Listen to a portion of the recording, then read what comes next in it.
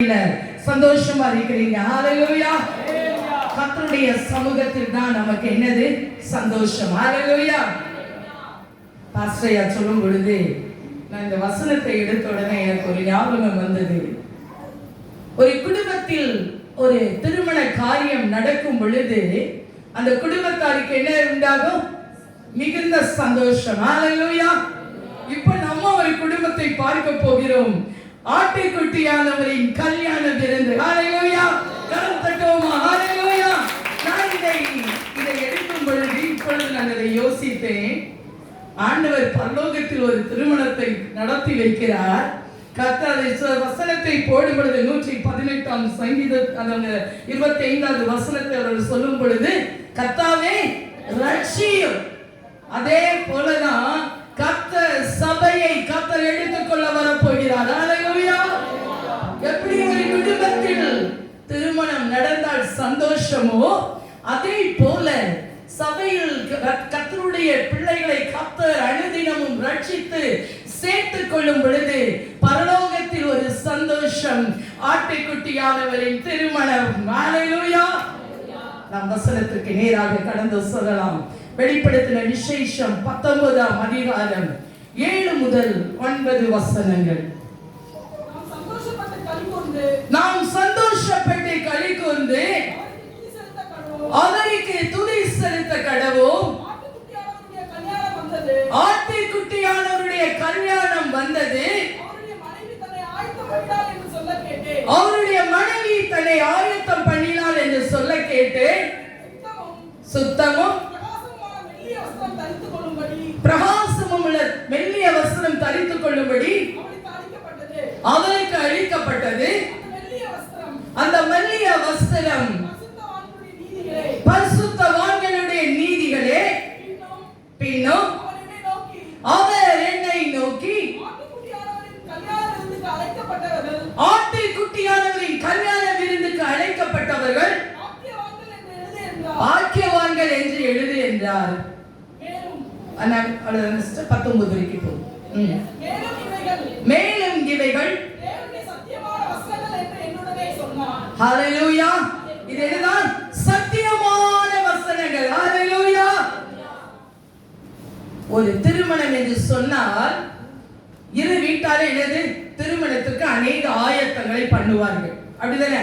பெண்ணுக்கு நிறைய கொடுக்க வேண்டிய, பெண்ணுக்கு வீட்டாருக்கு பெண்ணுக்கு வேண்டிய ஆடைகள் அணிகலன்கள் எல்லாம் என்ன செய்வாங்க? ரெடி பண்ணிட்டு இருப்பாங்க. மணமகன் வீட்டாரும் அந்த காலத்தில் என்னது ரெபேக்காளை பார்க்க வரும் பொழுது ஆபிரகாம் என்ன செய்தார்? அநேக எளிமையை கிட்ட நிறைய அணிகலன்கள் எல்லாம் கொடுத்து வரவேற்கும்படியாக ரெபேக்காளை அழைத்து செல்லுவதற்கு கர்த்தர் ஆயத்தப்படுத்தினார். இன்றைக்கு சபைகளுக்கு பரிசுத்த ஆவியானவர் அநேக வரங்களை கொடுத்து கர்த்தர் அவர் ஆயத்தப்படுத்தி கொண்டிருக்கிறார். ஹல்லேலூயா. ஹல்லேலூயா. எத்தனை பேருக்கு சந்தோஷம்? ஹல்லேலூயா.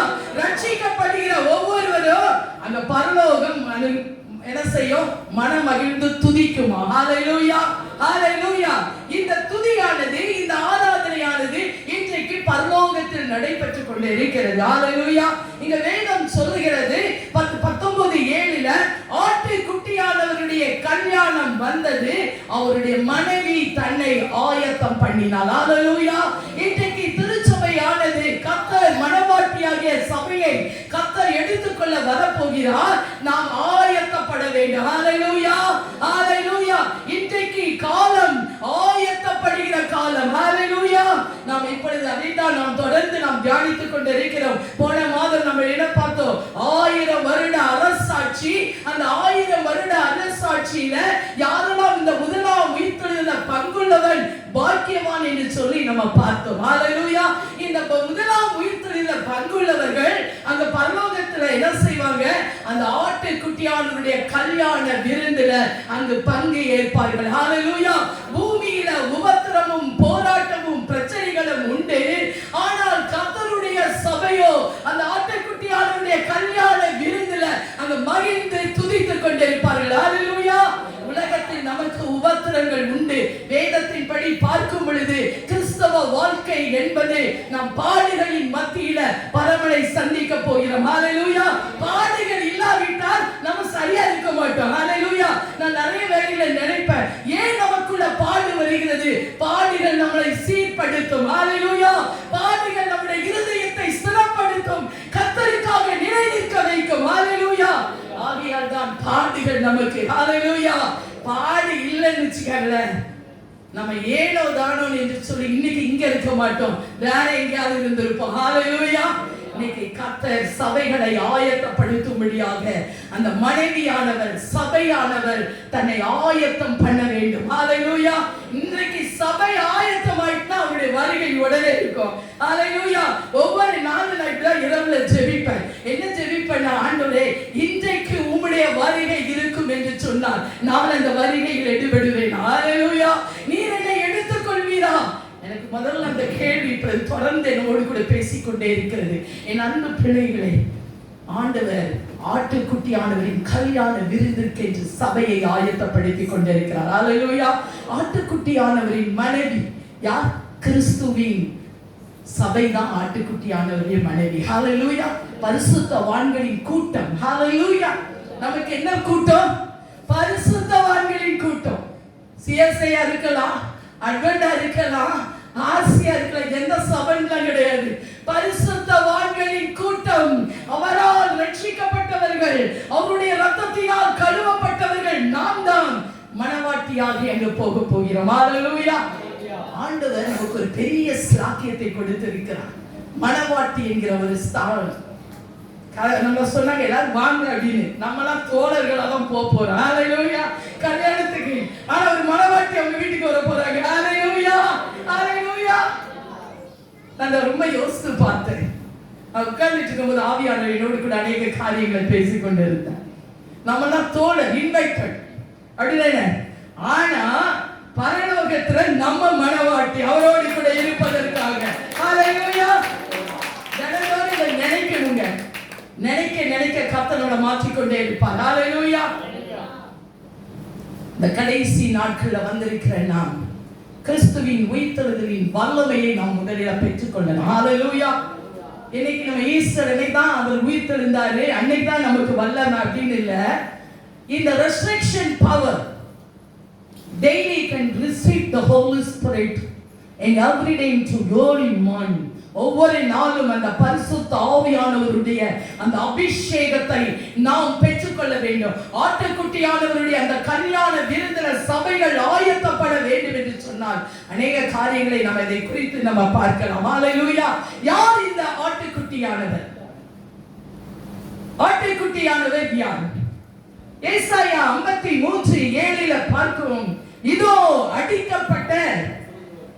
அடிக்கப்படும்படி கொண்டு போகப்படுகிற ஆட்டுக்குட்டி. ஹalleluya. பழைய ஏற்பாட்டு புத்தகத்தில் நாம் பார்க்கும் பொழுது இயேசு நிழலாட்டமாக அங்கு அடிக்கப்படுகிறதுக்காக கொண்டு போகப்படுகிற நம்முடைய பாவங்களுக்காக நம்ம தியானிச்சோம் போன வாரம் ஃபுல்லா.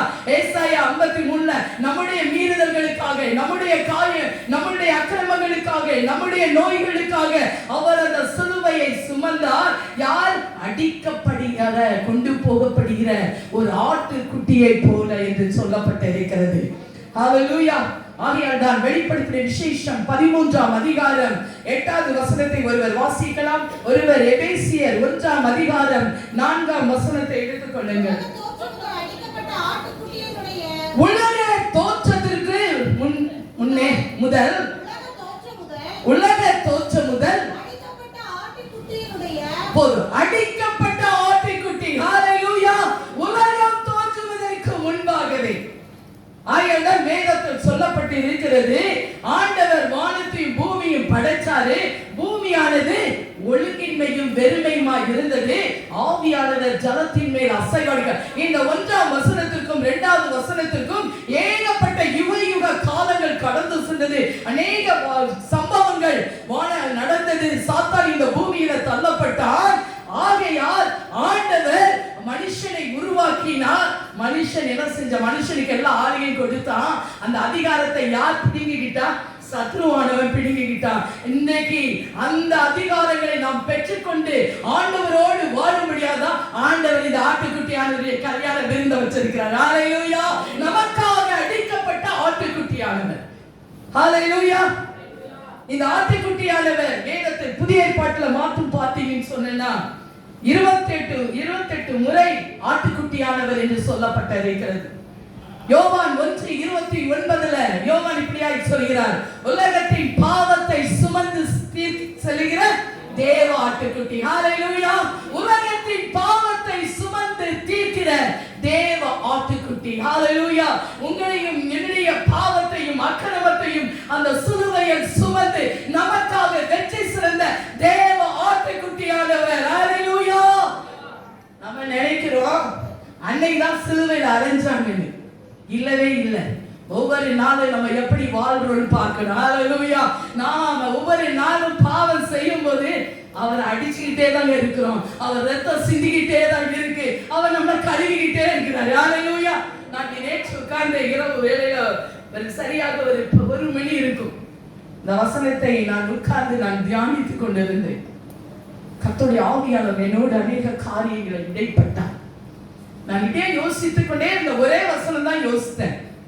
அவருடைய ரத்தம் சிந்தப்படுகிற அந்த ரத்தம், ஹalleluya, நம்முடைய மீட்புக்காக அவர் அந்த சிலுவையில் தொங்கி அந்த ஆட்டுக்குட்டியானவர் அந்த ரத்தத்தை இன்றைக்கும் சிந்திக் கொண்டிருக்கிறார். நமக்காக அவர் சிந்திக் கொண்டிருக்கிறார். என் பிள்ளைகள் என்னிடத்தில் வரமாட்டார்களா? அந்த பரலோகம் மகிழ்ந்து களி கூறுவதற்கு நம்மளை எதிர்பார்த்து கொண்டிருக்கிறதுங்க. சபையை இன்றைக்கு எதிர்பார்த்து கொண்டிருக்கிறது. என் சபை, என் ரத்தத்தினால் மீட்கப்பட்ட சபை இன்றைக்கு என்னோடு கூட வேதத்துல சொன்னாங்க, பயப்படாதே சிறுமந்தே, ராஜ்யத்தை கொடுக்க தேவன் பிரியமாய் இருக்கிறார். அவருடைய ராஜ்யத்தை கொடுக்க நமக்கு பிரியமாய் இருக்கிறார். ஆகையால் தான் அந்த ஆட்டுக்குட்டியான கல்யாண விருந்துக்கு நெருங்கிட்டோம். தம்பிக்கு 14 தேதி கொஞ்ச நேரம் தான் இருக்கு. அதே போலதான் ஆண்டவருடைய வருகை எப்பன்னு சொல்ல முடியாது. ஹalleluya. நம்ம ஆயத்தப்பட வேண்டும். ஹalleluya. பரலோகம் களி கூர்ந்து மகிழுமா. நம்மளை பார்க்கும் பொழுது இங்க யாரெல்லாம் நமக்கு பார்க்கல, இஷ்டம் இல்லை, பிடிக்கல அப்படின்னு நிறைய பேர் சொல்லுவாங்க. ஏன்டா இவங்க வந்தாங்கன்பாங்க. யாராவது பெரிய பணக்காரங்க எதையாவது கேட்டு வாங்கிட்டு போயிருவாங்களோ வருவாங்க. ஆனா அப்படி இல்லை. பரலோகத்துல நம்ம ஆண்டவருடைய பிள்ளைகளை நம்ம எதிர்பார்ப்பதற்கு என் பிரியமே, என் ரூபவதி என அழைக்க அவர் அங்க வந்து நிற்பார். ஹalleluya. மகிமையான காரியம். ஹalleluya. ஆகையால் தான் ஒவ்வொரு நாளும் அந்த ஆண்டவருடைய சிலுவையின் அருகில் நாம் வர வேண்டும். ஹalleluya. அந்த ஆட்டுக்குட்டியான கல்யாணத்துக்கு இங்க சொல்லப்பட்டிருக்கு, தன்னை ஆயத்தம் பண்ணினார். ஹalleluya. ஹalleluya. வேதத்தில் அநேக புஸ்தகங்கள் இருக்கிறது, ஞாபக புஸ்தகம் இருக்கிறது. அது ஒரு நாள் நாம் பார்ப்போம் முழுவதுமாக எல்லா புஸ்தகங்களையும். நியாயப்பிரமாண புஸ்தகம் இருக்கிறது, ஞாபக புஸ்தகம் இருக்கிறது, கிரியைகளின் புஸ்தகம் இருக்கிறது, ஜீவ புஸ்தகம் இருக்கிறது, ஆட்டுக்குட்டியானவருடைய ஜீவ புஸ்தகம் என்று இருக்கிறது. யாரெல்லாம் ரட்சிக்கப்படுகிறார்களோ பழைய ஏற்பாடு பரிசுத்தவான்கள் எல்லாருடைய பெயர்களும் ஜீவ புஸ்தகத்தில் இருக்கும். ஆனால் ஆண்டவராகிய புதிய ஏற்பாடு காலத்துல அவருடைய ரத்தத்தினால கழுவப்பட்ட ஒவ்வொருவரும் ஆட்டுக்குட்டியானவருடைய ஜீவ புஸ்தகத்தில் நம்முடைய நாமங்கள் எழுதப்பட்டிருக்கிறது. கருத்தமாக ஆண்டவர் நம்முடைய பெயர்களை ஜீவ அந்த ஆட்டுக்குட்டியானவருடைய ஜீவ புஸ்தகத்தில் எழுதி வைத்திருக்கிறார். ஒரு பிள்ளை சரியில்லை, 10 தடவை சொல்லி பார்ப்பாங்க ஸ்கூல்ல. டீச்சர் சொல்லுவாங்க, பேரண்ட்ஸ் அழைப்பாங்க. கடைசியில் பேரண்ட்ஸை கூப்பிட்டு எங்கே வந்துடுவாங்க? பிரின்சிபல் ரூமுக்கு வந்துடுவாங்க. நாங்கள் உங்கள் பிள்ளை படித்தது போதுன்ட்டு சீட்டை கொடுத்துருவாங்க. நம்ம சரியில்லைன்னா பேப்பர் அந்த பேர் கிறுக்கப்பட்டு போயிடும். ஹalleluya. கிறுக்கப்பட்டு போயிடும். அதான் சாக்கிறது இந்த நாட்களில். ஹalleluya. ஆயத்தம், அதற்கு தான் ஆயத்தம். ஹalleluya. இந்த ஆயத்தத்தை குறித்து இப்பொழுது நம் வசனங்களை நாம் பார்க்கலாம். ஹalleluya. பழைய ஏற்பாட்டு புஸ்தகத்துல எப்படி பரிசுத்தவான்கள் தோழர்கள் நாம் சபைகளாக இருக்கப்படுறதுனால ஒரு மணவாளன் என்ன நினைப்பான்? தனக்கு வருகிற மனைவி கற்புள்ளவளா இருக்கணும், பரிசுத்த நடக்கை உள்ளவளா இருக்கணும். அப்படிதானே? அப்படிதான் எதிர்பார்ப்பான். அவன் எப்படி இருந்தாலும் பரவாயில்ல அப்படின்னு தான் உலகம். நம்ம ஆண்டவர் பரிசுத்த போகிக்கும். ஹalleluya. அவன் நம்மளை கழுவி சுத்திகரிச்சு அவருக்கு ஏற்ற ஒரு மனவாட்டியாக கர்த்தர் ஆயத்தப்படுத்துகிறார். ஹalleluya. அதான் அப்போஸ்தலன் பவுல் சொல்றாரு 2 கொரிந்தியர் 11:2 நான் உங்களை கற்புள்ள கன்னியாகிய கிறிஸ்து என்னும் ஒரே புருஷனுக்கு ஒப்பு கொடுக்க நியமித்திருக்கிறேன். ஹalleluya. ஹalleluya. கற்புள்ள ஒரு கன்னியாகிய கிறிஸ்துவுக்கு நமக்கு அவர் ஒப்பு கொடுத்திருக்கிறார். ஹalleluya. ஆகையால் தான் பரலோகத்துல சந்தோஷம். ஹalleluya. பரலோகத்துல மிகுந்த சந்தோஷம்.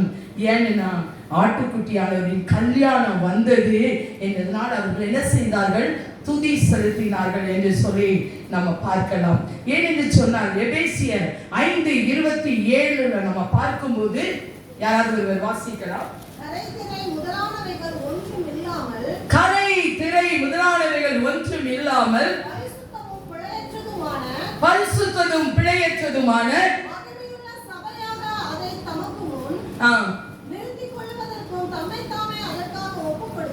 தம்மை தாமே அதற்காக ஒப்பு கொடுத்தார். தன்னையே ஒப்பு கொடுத்தார்.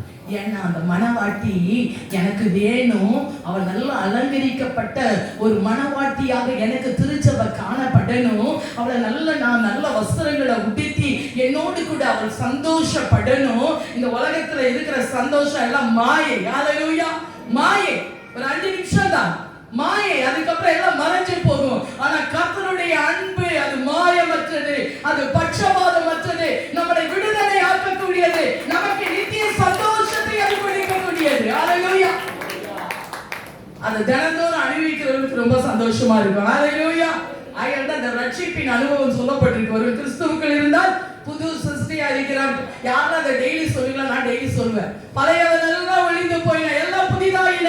நேற்று இருந்த காரியம் இன்றைக்கு இருக்கக்கூடாது. நேற்று விரும்பாத காரியம் இன்றைக்கு என்னிடத்தில் காணப்படக்கூடாது. புதிய சிருஷ்டியா என்னை மாற்றும். ஹalleluya. புது படைப்பா என்னை மாற்றும். என் இருதயத்தை மாற்றும், என் சிந்தனையை மாற்றும், என் கண்களை மாற்றும். சரீரத்தின் ஒவ்வொரு அவயங்களையும் ஜீவ பலியாக நாம் ஒப்புக் கொடுக்க வேண்டும். அதுதான் ஆட்டுக்குட்டியானவர் தன்னை ஆயத்தப்படுத்துகிறார். ஹalleluya. அந்த 7வது வசனம் 19:7 திரும்பி வாசிங்கள். நம் வசனத்துக்குள்ளாய் கடந்து செல்வோம். நாம் சந்தோஷப்பட்டு களி கூர்ந்து அவருக்கு துதி செலுத்த கடவோம். ஆட்டுக்குட்டியானவரின் கல்யாணம் வந்தது. அடுத்தது சிஸ்டர், சுத்தமும் பிரகாசமான மெல்லிய வஸ்திரம் தரித்துக் கொள்ளும்படி அவருக்கு அளிக்கப்பட்டது. கரம் தட்டுவோமா? ஹalleluya. கர்த்தருடைய வஸ்திரங்களை குறித்து பேசுகிறார். ஒரு மணவாட்டிக்கு திருமணத்துக்கு முன்பாக பார்த்தீங்கன்னு சொன்னீங்கன்னா, ஒரு திருமணம் ஆகிறதுக்கு முன்பாக அந்த பெண் வீட்டார், அந்த மாப்பிள்ளை வீட்டார் பெண் வீட்டாரை பார்க்கறதுக்கு வருவதற்கு முன்பாக நல்ல பெண்ணை நல்லா ஜோடிச்சு எல்லாம் அப்படி கொண்டு வருவாங்க. கொண்டு வந்துச்சு மணமகளை பார்த்து பிடிச்சிட்டு அப்படி ஓகே அப்படின்னு சொன்னா, சரி ஒரு நாள் நிச்சயம் பண்ணிடலாம் அப்படின்னு சொல்லுவாங்க. அப்படிதானே? அப்ப அன்னைக்கு என்னது, மாப்பிள்ளை வீட்டுல இருந்து என்ன வரும்? ட்ரெஸ் வரும் மணமகளுக்கு. அந்த ட்ரெஸ் அவங்க உடுத்திட்டு அவங்க வரணும். ஹalleluya.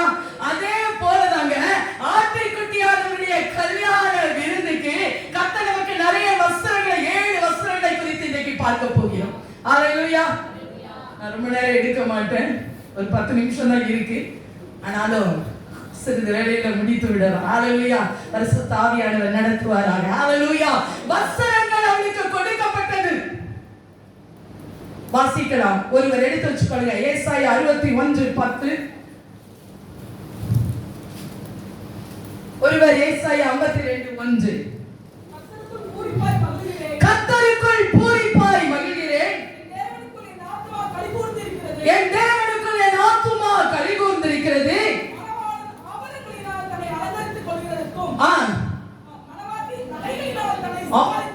சிங்காரித்திற்கு கொள்வதற்கும் ஒப்பாக ரட்சிப்பின் வஸ்திரத்தை எனக்கு உடுத்தி எதற்கா கர்த்தர் நமக்கு ஒரு ரட்சிப்பின் மணவாளன் மணவாட்டி தன்னை அலங்கரித்துக் கொள்வதற்கு ஒப்பாக. பாத்தீங்களா? ஆண்டவர் வேற எதுக்கு ஒப்பிட்டு சொல்லல. எப்பவுமே திருச்சபையை ஒப்பிட்டு சொல்லும் பொழுது கணவன் மனைவிக்குள்ள உறவை கொடுத்துதான் ஒப்பிட்டு சொல்லுவார். ஹalleluya. இங்க சொல்லப்பட்டு இருக்கிறது, அவர் ரட்சிப்பின் வஸ்திரத்தை எனக்கு உடுத்தி. யாரெல்லாம் ரட்சிக்கப்பட்டிருக்கோம்? ஹalleluya. எல்லாரும் கரம் தட்டுமா? நம்முடைய சபை ரட்சிக்கப்பட்டு கர்த்தருடைய அவர் கொடுக்கப்படுகிற வஸ்திரங்களை நம்ம உடுத்தி அவருடைய வருகைக்கு நாம் காணப்பட வேண்டும். ஹalleluya. ஒண்ணு இல்ல நான் போக முடியாதுங்க, ஞாபகம் வச்சுக்கோங்க. பாதியிலே அந்த இடத்துல தொங்கிட்டு இருப்போம். ஏன்னா நான் இதற்கு முன்பாக நான் அந்த ஒரு கனவை நான் சொல்லியிருக்கேன் எத்தனையோ வருஷங்களுக்கு முன்பாக. அழகான ஒரு dress, new dress, white and white, பறந்து நான் வானத்தில் நடு வானத்தில் பறந்து கொண்டு இருக்கிறேன். அதற்கு மேலே என்னால் போகவே முடியாது. ரட்சிக்கப்பட்டிருக்கேன், அபிஷேகம் பண்ணப்பட்டிருக்கேன், என்னால் I cannot fly, என்னால் போக முடியல. நிறைய பேர் பறந்து போய்கிட்டே இருக்காங்க, என்னால் போக முடியல. எனக்குள்ள ஒரு பயம், நம்ம அவ்வளவுதான், பூமி தான். அப்ப ஆண்டவர் எனக்கு ஒரு காரியத்தை காண்பித்தார். என்னுடைய அந்த ஒயிட் ட்ரெஸ்லங்க ஒரு சின்ன டாட் தான், ஒரு சின்ன டாட், அது கண்ணுக்கு புலப்படாதது. ஆனா ஒயிட்ல என்ன தெரிஞ்சிடும், சின்னது கூட என்ன செஞ்சிடும் தெரிஞ்சிடும். அது காட்டினார் ஆண்டவர். அப்ப சொன்னாரு, சின்னது இருந்தா கூட நீ போக மாட்டேங்க. ஹல்லேலூயா. உடனே நான் அபிஷேகத்துல நிறைஞ்சு ஆண்டவரே என்னை கைவிடாதேன்னு சொல்லி அந்நிய பாஷை அடையாளம் சொல்லி பேசிக்கிட்டே இருக்கிறேன். அப்படியே பறந்து எடுத்துக் கொள்ளப்படுகிறேன். ஹல்லேலூயா, ஹல்லேலூயா. அதுதான் ரட்சிப்பின் வஸ்திரம். ஹல்லேலூயா. கர்த்தர் நமக்கு கொடுத்திருக்கிற இந்த ரட்சிப்பின் வஸ்திரத்தை நம்ம காத்துக்கொள்ளணும், டெய்லி காத்துக்கொள்ளணும். அதான் சொல்லுங்க, முடிவு பரியந்த நிலை நிற்கிறவனே ரட்சிக்கப்படுவான். Hallelujah. Daily you have to தினந்தோறும், ஒவ்வொரு நாளும், டெய்லி, ஒவ்வொரு நிமிஷமும், each and every second பிசாசு எவ்வளவு விழுகிறான்னு முழுகி தேடிக்கிட்டே இருக்கான். இன்னைக்கு கட்சிக்கிற சிங்கம் போல. ஹல்லேலூயா. அதனால நமக்கு கொடுத்திருக்கிற வஸ்திரம், ரட்சிப்பின் வஸ்திரத்தை நம்ம காத்துக்கொள்ளணும். ஹல்லேலூயா. தினந்தோறும் சொல்லணுங்க, நம்ம ரட்சிக்கப்பட்ட பரலோகத்துக்கு போறவங்க இந்த வஸ்திரத்தை குறித்து டெய்லி எப்படி ஆண்டவருடைய அந்த சிலுவையை குறித்து ஒரு கிறிஸ்தவன் டெய்லி என்ன செய்யணும், காலையில இயேசு கிறிஸ்துவின் சிலுவை அண்டையில வரணும். அப்பதான் அவர் ரட்சிக்கப்பட்டவன்னு அர்த்தம். இங்கே கொடுக்கப்பட்டிருக்கிறது அந்த ரட்சிப்பின் வஸ்திரத்தை எனக்கு கொடுத்தார். ஆதாம் ஏவாளும் பாவம் செய்த போது ஒளிந்து கொண்டார்கள். ஆண்டவர் கேட்க எங்க தெரியும், ஆண்டவருக்கு பாவம், தேவனை பார்க்க முடியவில்லை, ஒளிந்து கொண்டார்கள். ஆனா அவர்களுக்கு ஆண்டவர் அந்த தோல் உடையை உடுத்தினார். காரணம் அங்கேயே அவர் அடிக்கப்பட்டு விட்டார். ஹல்லேலூயா. ஆயாதான் சொல்லப்படுகிறது, உலக தோற்றம் முதல் நமக்காக அடிக்கப்பட்டார். ஹல்லேலூயா. எத்தனை பெரிதான அன்பு. நான் நேத்து அந்த அன்பை நினைச்சு நான் ரொம்ப நினைச்சு நான் துதிச்சேங்க. ஆண்டவர் நமக்கு அழகான ஒரு ரட்சிப்பின் வஸ்திரத்தை கர்த்தர் நமக்கு கொடுத்திருக்கிறார். ஹல்லேலூயா. ஒரு புது Dress, எனக்குலாம் புது ட்ரெஸ் ரொம்ப நாள் சொல்லுவாங்க. நான் 4 மாசம் வச்சிருக்கேன், 5 மாசம். நான் அப்படி கிடையாது. எனக்கு அந்த வாரமே நான் உடுத்திடுவேன். என் பழக்கம். ஏன்னா புதுசுல அந்த ஆசை. அதே மாதிரி ரட்சிப்பு தினந்தோறு புதுசு. ஹல்லேலூயா. இந்த ரட்சிப்பின் வஸ்திரத்தை டெய்லி உடுத்தணும். அதுல கரைதிரை இருக்கக்கூடாது.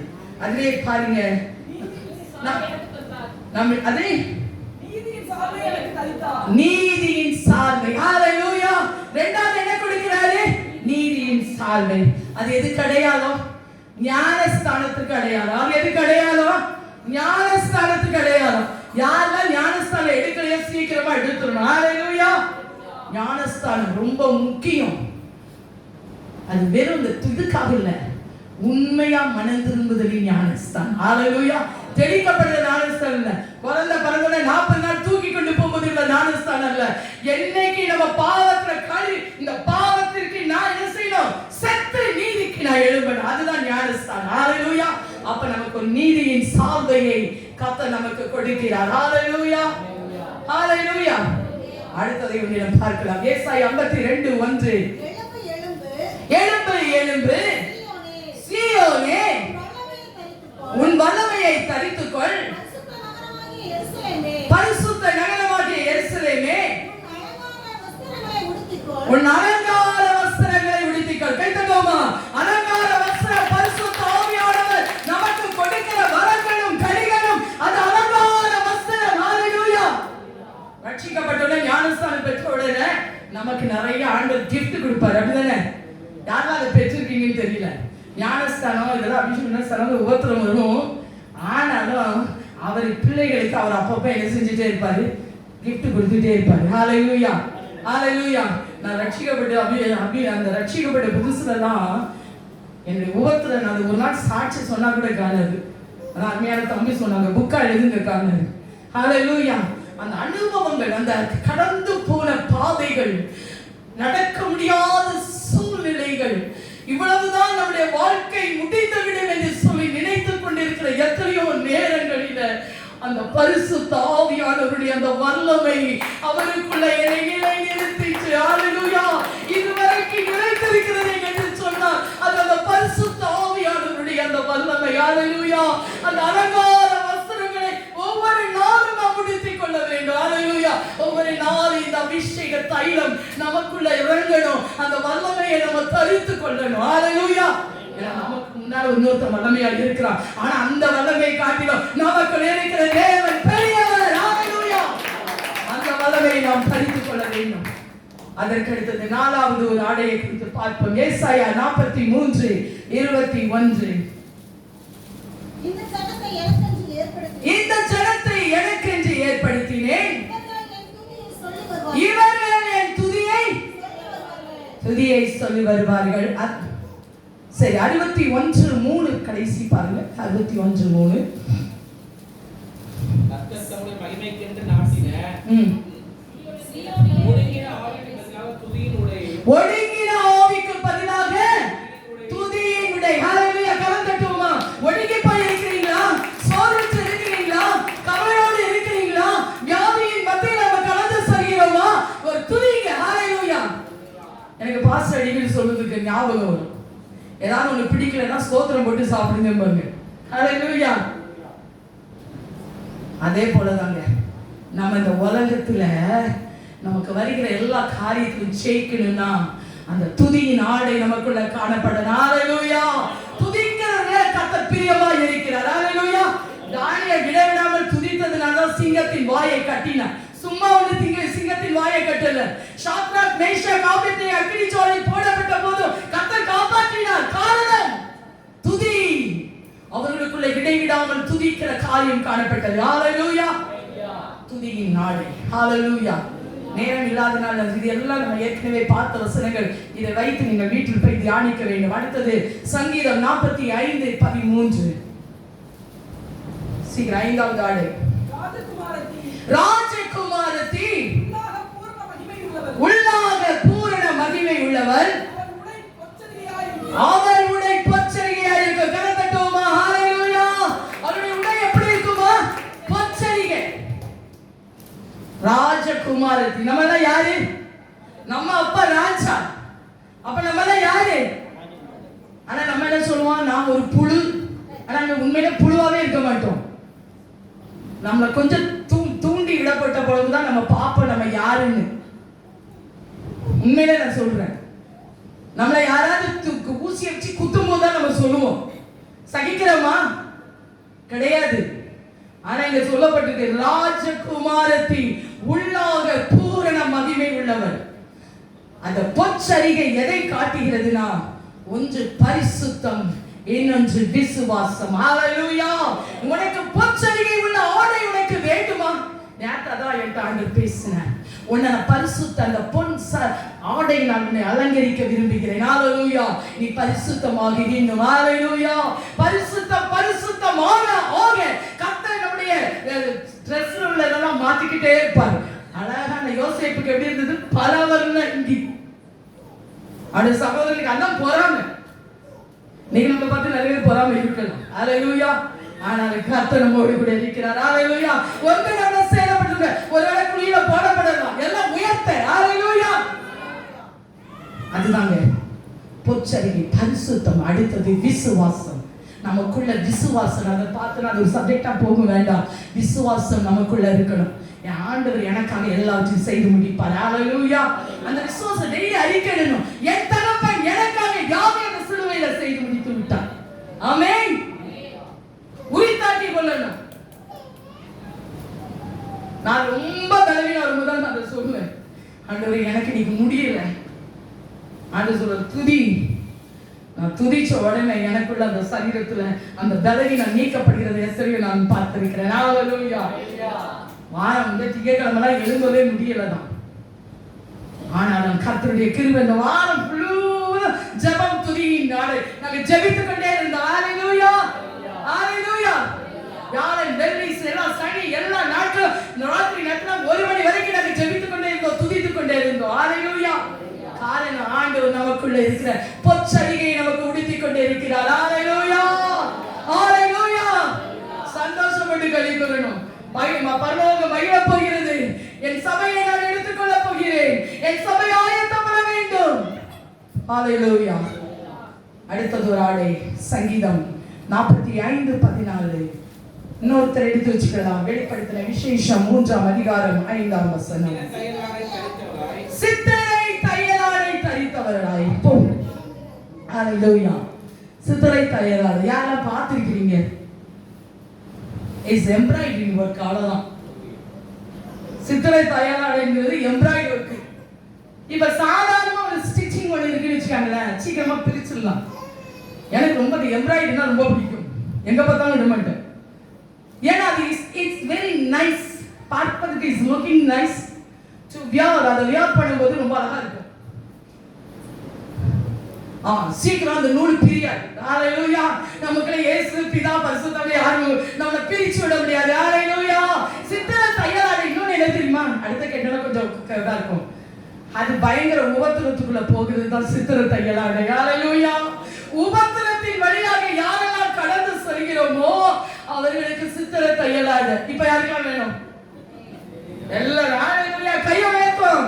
நம்முடைய சபை உபத்திரத்தின் வழியாக கடந்து சென்றாலும், இன்றைக்கு இயேசு வந்தாலும், இன்னைக்கு நம்ம ஒருத்தர் சொன்னாலும் இயேசுவுக்காக மரிக்க துணிய வேண்டும். ஹalleluya, ஹalleluya. ஒரு செகண்ட் தாங்க பெய்வோங்க. எத்தனை இரத்த சாட்சிகள். நமக்கு அந்த இரத்தம் ஓடணும்.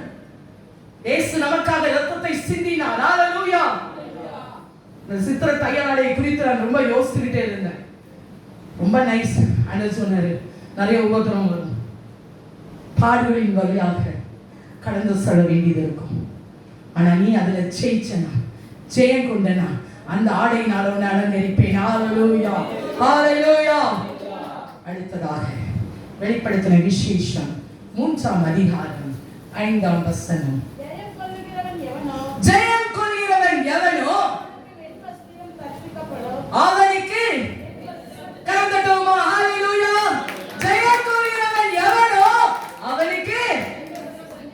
இங்க நம்ம வெண்ண ஒயிட் ட்ரெஸ் போட்டாதான் அங்க பரலோகத்துல கிடையாது. கரெக்டா இருந்தாதான் பரலோகம். ஹalleluya. நான் ஒயிட் ட்ரெஸ் போடும்போது அதை நினைப்பேன், ஆண்டவரே இதை போடுறதுக்கு தகுதி இல்லாத பார்த்து. ஹalleluya. ஆனா ஆண்டவர் சொல்றாரு, ஜெயம் கொள்கிறவன் எவனோ அவனுக்கு நான் வெண்வஸ்திரம். ஒவ்வொரு நாளும் ஜெயிக்க ஜெயிக்க ஜெயிக்க ரத்தத்தால் கழுவப்பட கழுவப்பட கழுவப்பட அவர் நம்முடைய வஸ்திரத்தை வெண்மையாக்கி கொண்டே இருக்கிறார். ஆட்டுக்குட்டியாருடைய ரத்தத்தினால தோய்க்கப்பட்டவர். ஹalleluya. தோய்க்கப்பட்டவன்னா எப்படி இருக்கும்? சும்மா தோய்க்கிறது இல்ல. பாத்துட்டீங்களா வண்ணான் தோய்க்கிறத? அடிச்சு அடிச்சு துவைப்பான். அப்படிதான் வாழ்க்கை. அடிச்சு நம்மள கரெக்டா இல்லைன்னா இடிப்பாரு. நான் அனுபவிச்சதுனால சொல்றேன். ஏன்னா கர்த்தர் நம்மளை உருவாக்கி கொண்டிருக்கிற தேவன். ஹalleluya.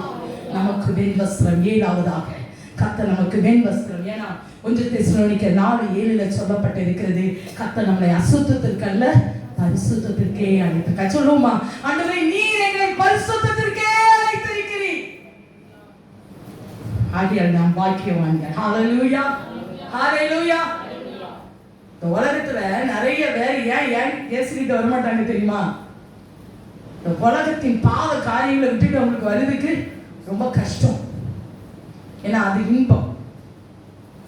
ஆனா ஆண்டவர் சொல்றாரு, இதெல்லாம் நீ தள்ளி, இதெல்லாம் மாயை, இதெல்லாம் வேண்டாம், நீ எனக்குள்ள வா. ஹalleluya.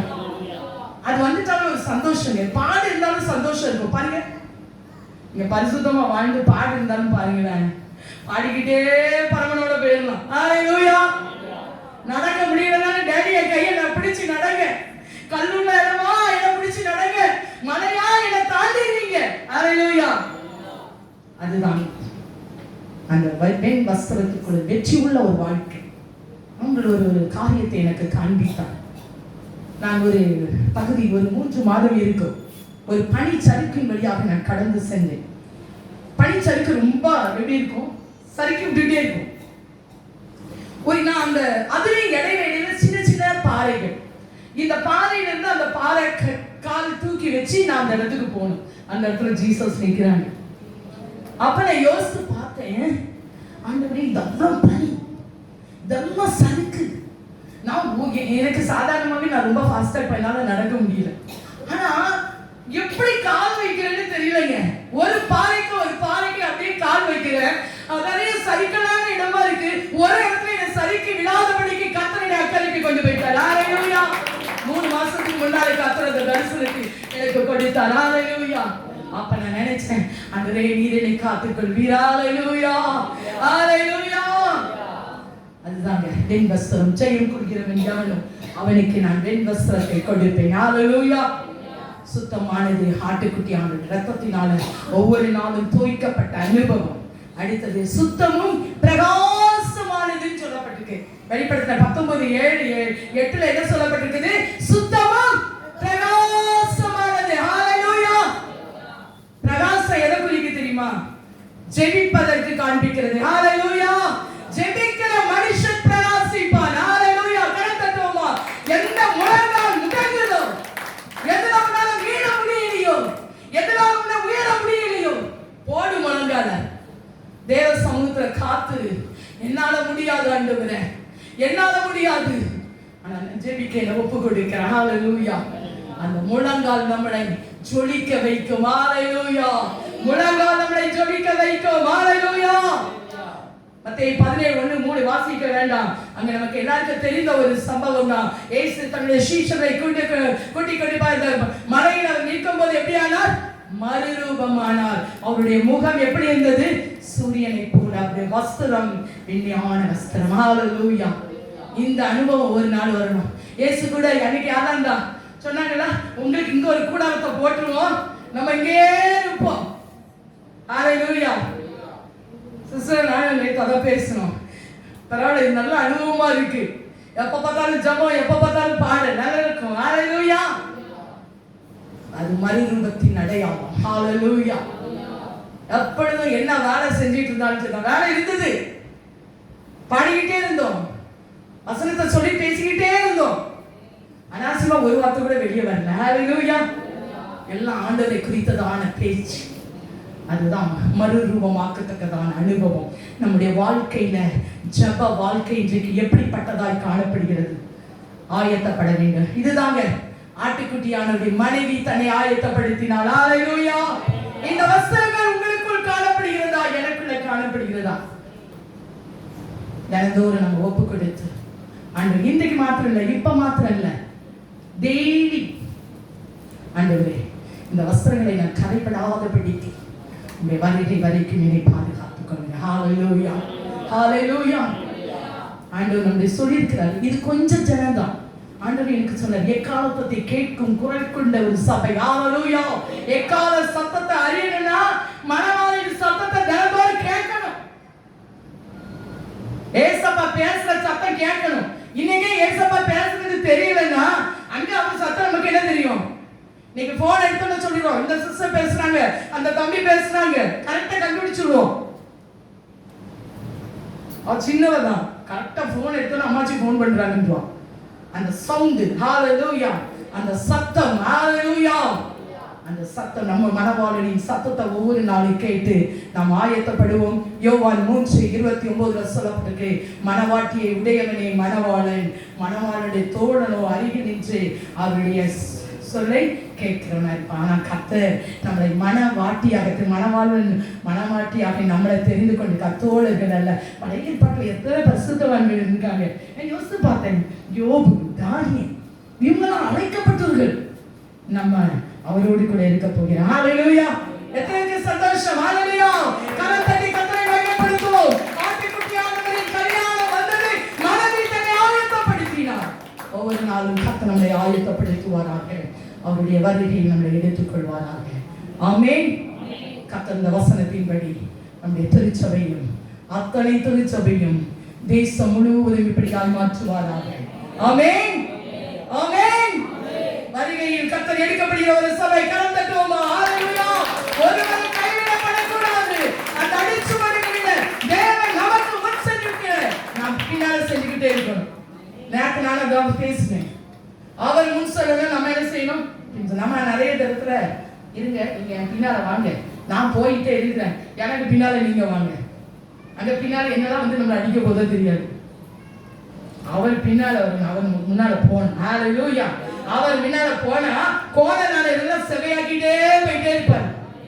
நம்ம முன்னால போயிட்டு அவரை பின்னால வர சொன்னா ஒண்ணு இல்லை, எங்கேயாவது போய் அவுட்டு விடுவோம். ஹalleluya. இந்த ரட்சிப்பின் வஸ்திரங்களை ஆண்டவர் நம்ம கொடுத்திருக்கிற இந்த அவருக்கு நம்ம கொடுத்திருக்கிற 7 வஸ்திரங்களை உடுத்தி அவருடைய வருகைக்கு ஆயத்தப்படுத்துவோம். நம்மளும் ஆயத்தப்படுவோம், அநேகரை கர்த்தருக்குள்ள கொண்டு வருவோம். ஆமென். ஹalleluya. ஆமென்.